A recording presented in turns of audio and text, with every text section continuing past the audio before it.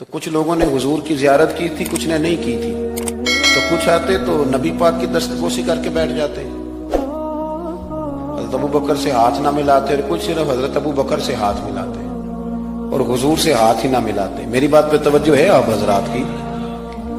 تو کچھ لوگوں کو نا شبہ ہونے لگا، وہ معاذ اللہ سمجھنے لگے کہ شاید یہی اللہ کے رسول ہیں۔ حضرت صدیق اکبر یہ کیوں شبہ ہوا؟ تو ہمارے محدثین فرماتے ہیں کہ ابو بکر صدیق بولتے بھی اس طرح تھے جو میرے نبی پاک کا طریقہ ہے، بیٹھتے بھی اس طرح تھے جو رسول پاک کا طریقہ۔ کہتے ہیں انہوں نے امامہ باندھا ہوا تھا تو جو امامے کا پیچ حضور کا ڈھیلا رہ گیا تھا ان کا بھی ڈھیلا رہ گیا تھا۔ اس طرح اپنے آپ کو مزاج میں ڈھالا تھا، تو من شدی من تو شدہ، میں اس طرح ڈھالا تھا مزاج میں، اس طرح کے کوئی فرق نہیں نظر آتا تھا۔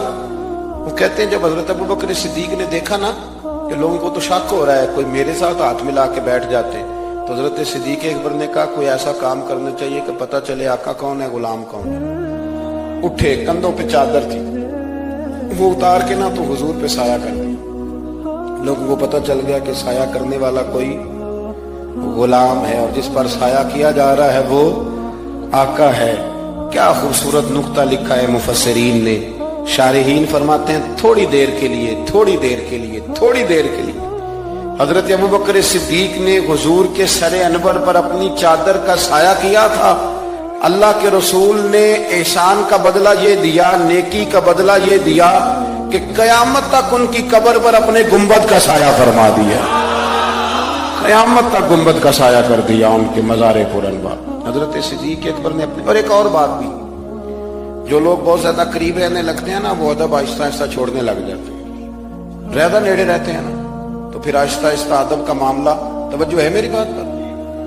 حضرت صدیق اکبر نا بڑا ہی قریب رہتے تھے، اور ان کا قریب رہنا نا نبی پاک پسند بھی کرتے تھے۔ ایک دن نا سرکار نے بیٹھے بیٹھے، شاہ ولی اللہ صاحب نے ازالۃ الخفا میں لکھا ہے، حضور نے بیٹھے بیٹھے صحابہ سے فرمایا، کچھ لوگ بیٹھے رہتے تھے نا، کچھ لوگ زبردستی بوجھ بھی بنتے ہیں نا بعض لوگوں کی طبیعت میں، تو کہنا پڑتا ہے ان سے کہ چلیں مہربانی کریں اب کوئی اور کام بھی کریں۔ اور کچھ ایسے ہوتے ہیں کہ مثل تعویذ ہوتے ہیں کچھ لوگ، وہ جب بھی ملتے ہیں شفا ہوتی ہے۔ ایک دن سرکار نے فرمایا، حضرت انس بن مالک کہتے ہیں حضور نے فرمایا بھی سارا دن نہ بیٹھے رہا کرو، وقفے سے ملا کرو، وقفے سے محبت بڑھتی ہے، وقفے سے ملا کرو محبت بڑھتی ہے۔ کہتے ہیں حضرت ابو بکر صدیق بھی قریب بیٹھے تھے، وہ بھی سن رہے تھے۔ ظہر سے پہلے بات ہوئی تو حضرت صدیق اکبر ظہر میں آئے، نماز پڑھی اور چلے گئے، عصر میں آئے، نماز پڑھی اور چلے گئے، مغرب میں آئے، نماز پڑھی اور حضرت انس بن مالک کہتے ہیں زور کے بعد بھی حضور نے پوچھا ابو بکر نہیں آئے؟ دیکھ بھی لیا ہے، آئے بھی ہیں، لیکن فرمایا وہ تو نماز میں آیا تھا نا، ادھر نہیں آیا۔ عصر کے بعد پھر پوچھا ابو بکر نہیں آئے؟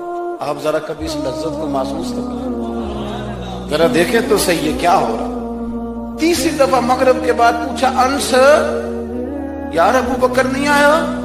تو حضرت انس بن مالک کہتے ہیں میں خادم تک قریب رہتا تھا، میں دوڑا کہ ابو بکر کے دروازے پہ دستک دی، میں نے کہا کیا کرتے ہو؟ حضور نے 3 دفعہ پوچھ لیا آئے نہیں، کہتے صدیق اکبر دوڑے آئے، حاضر خدمت ہوئی، حضور حکم ہو۔ کہا یار تو سارا دن میرے پاس بیٹھا ہی نہیں، تو آیا ہی نہیں، تو نظر ہی نہیں آیا۔ عرض کی حضور آپ نے تو فرمایا تھا وقفے سے ملا کرو محبت بڑھتی ہے۔ تو سنو یار، میں کیا اس کا ترجمہ کروں اس بات کا، میں کن لفظوں میں ان جملوں کو بیان کروں، کہاں سے لاؤں وہ کیفیات جو یہاں پوری اتریں۔ حضور آپ نے تو فرمایا تھا وقفے سے ملا کرو محبت بڑھتی ہے۔ تو محبوب کی آنکھوں میں آنسو چمک آئے، فرمایا ابو بکر کہا تھا پر تجھے تو نہیں نہ کہا۔ اور یار کہا تھا کچھ لوگوں سے، تجھے تھوڑی کہا تھا تو نہ جایا کر، تو یہی رہا کر، تو رہا کر یار، تو رہتا ہے تو میرا دل لگا رہتا ہے۔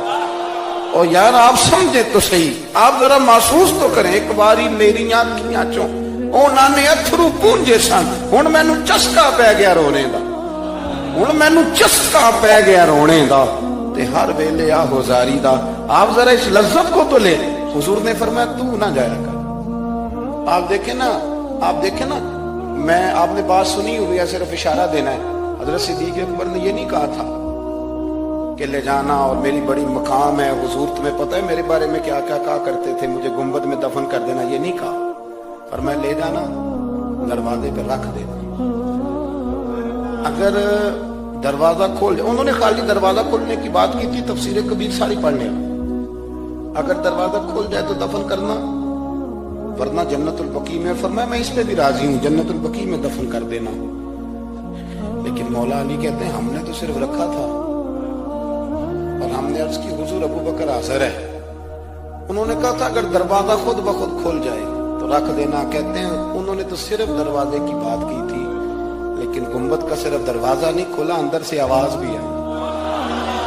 اندر سے آواز بھی آئی, لے او سجنا اساں توڑ نہیں پائی, لے سجنا اساں توڑ نہیں بھائی. اور درویش کہنے لگے پانی پرن سہیلیاں رنگا رنگ کڑے, اسی تے پریا اس دا جانیے جس دا توڑ چڑھے.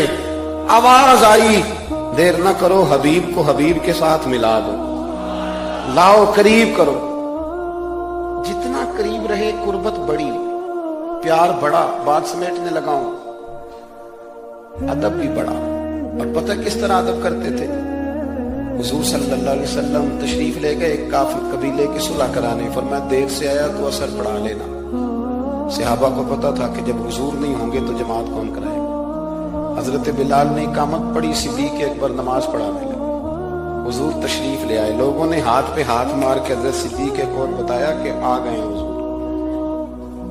اللہ کے محبوب کے لیے رستہ بن گیا, نماز کے بیچ میں رستہ بن گیا.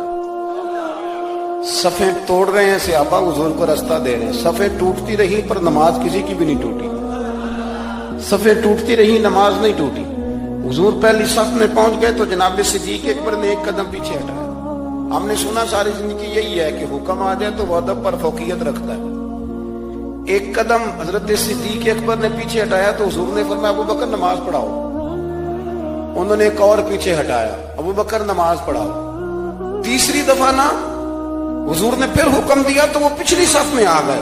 وہ دور بیٹھے تھے خواجہ غلام فرید, وہ کوٹ مٹھن میں کہنے لگے نماز پڑھا کہ میں تیں ول ویکھاں,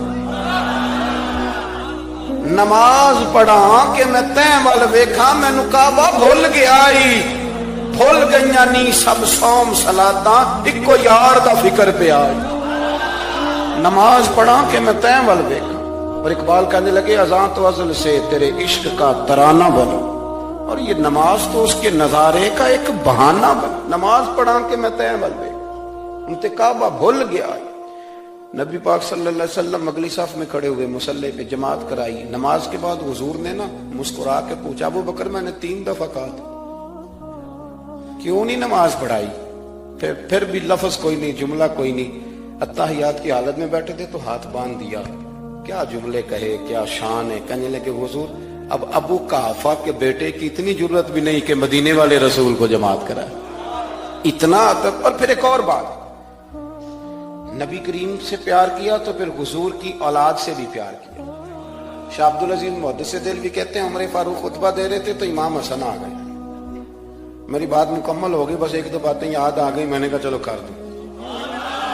شاہ عبدالعزیز صاحب محدث دہلوی, یہاں یوں ترجمہ کر لیں کہ کبھی کبھی تقریر کرنے والے کو بھی مزہ زیادہ آنے لگ جاتا. شاہ عبدالعزیز صاحب محدث دہلوی رحمۃ اللہ تعالی علیہ فرماتے ہیں کہ حضرت صدیق اکبر جمعہ پڑھا رہے تھے تو امام حسن آ گئے مولا علی کے ساتھ. تو بچوں کو بڑا پتہ ہوتا ہے کہ یہ چیز میرے ابا جی کی ہے, یہ میری اماں جی کی ہے. بچے بڑا دھیان رکھتے ہیں.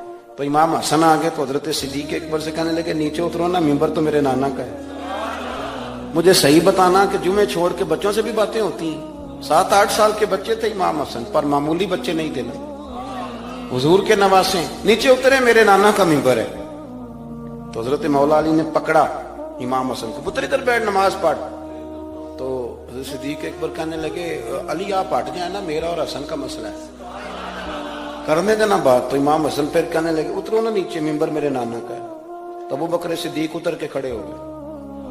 ہاں اتر کے کھڑے ہو گئے, زمین پہ کھڑے ہو. کہنے لگے میرے نانا کا ممبر ہے. تو ابو بکر رو پڑے, کہنے لگے حسن اگر ممبر تیرے نانے کا ہے تو ابو بکر بھی تو تیرے نانے کا ہی ہے, یہ کس کا ہے, اس نے بھی تو نوکری کی ہے. تو امام حسن کہنے لگے اچھا چلو ٹھیک ہے, بیٹھے پھر پڑھائیں. پھر بیٹھ گئے.